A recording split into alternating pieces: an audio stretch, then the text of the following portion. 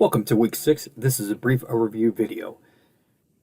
We're going to dive right into module 6 since by now you know how to navigate the Blackboard course. So first we have the module 6 course content. I cannot stress this enough. You want to make sure you're reviewing these PowerPoint presentations, the key financial ratios that will assist you through this module and others. And then again, if you have not, make sure you review the tutorial videos in the manual for Globus.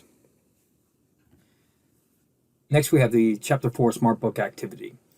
Majority of students are doing very well. There are a few that are struggling. Keep in mind, you want to take your time. You want to make sure you're reading the text and addressing each question one by one. If you perform this method, you should be fine. You should be scored in the 90s or if not 100. So if you are not, make sure you're taking your time. Next, we have a discussion board that will be focusing on the tangible and intangible resources for a company. You get to choose that company, and then you're going to tell me what is competitive, important resources are tangible and or intangible. You're going to be explaining each resource.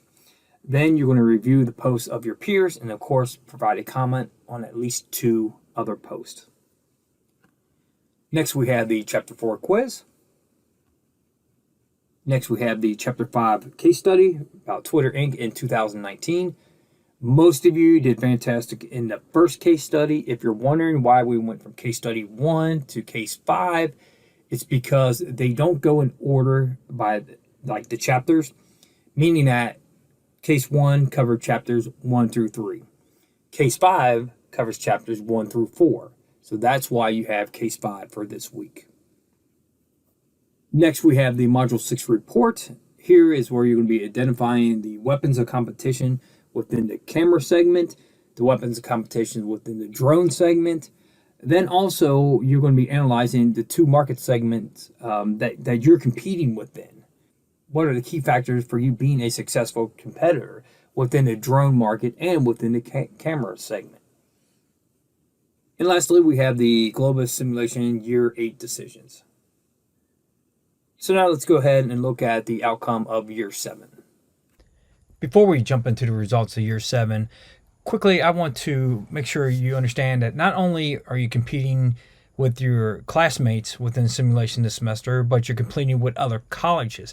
So there's actually 89 colleges/universities that are using the product Globus, which is there's over 1,500 teams. And one of our teams have made the top 100 rankings in 2 different categories. The first category is overall game-to-date score, which they tied at the rank of 62 with a score of 106. Fantastic.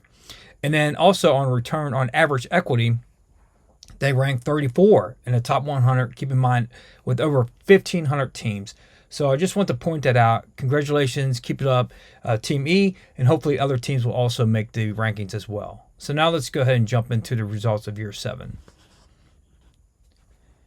Obviously, as you can see, Team E is in the lead with 107. They only made a change of +1 from Year 6, but clearly still in the lead. Team D is second at 101, a very respectable score. I mean, anywhere close to 100, that's fantastic. So Team F, they're at 98. They gained 5. Like I said, 2 points away from 100, tremendous. Then we jump down to Team C, 89. Not bad. They gained 10 points, a nice jump. Team A, 86. They dropped 1. Dropping 1 point any given year is no big deal. And you're still in the 80s, so I don't really have any concerns for you. In Team B, you drop 3, but then again, you're at 86. So we still have plenty of time for you to try to fight for the lead. So by no means is any of the teams out of the competition. Stay focused. You can be right back in it within another year or 2. So let's go ahead and look at the game-to-date scoreboard. Obviously, Team E is still leading with 107 for game-to-date. Team D is at 101. They did get a bonus point. Team F is at 96. Team B is at 87. C is at 87. And Team A is at 86.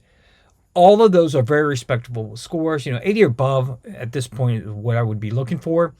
So what I would say is keep it up. But now what you have to realize is to make up any ground, since it is pretty tight, is you're really going to have to dive into the data. Make sure you're reviewing those competitive intelligence reports that I pointed out last week So you can determine what other teams are doing and make sure you're looking at each region and not just North America. Obviously, there's 4 regions you should be analyzing, and you may be using the same strategy for each region. You may not. You should be looking at what other companies are doing and see if you need to tweak it or if you feel like you need another year or two to decide if that is necessary or not. That's all I had for this week. As always, please feel free to reach out to me if you have any questions or concerns. Have a great week.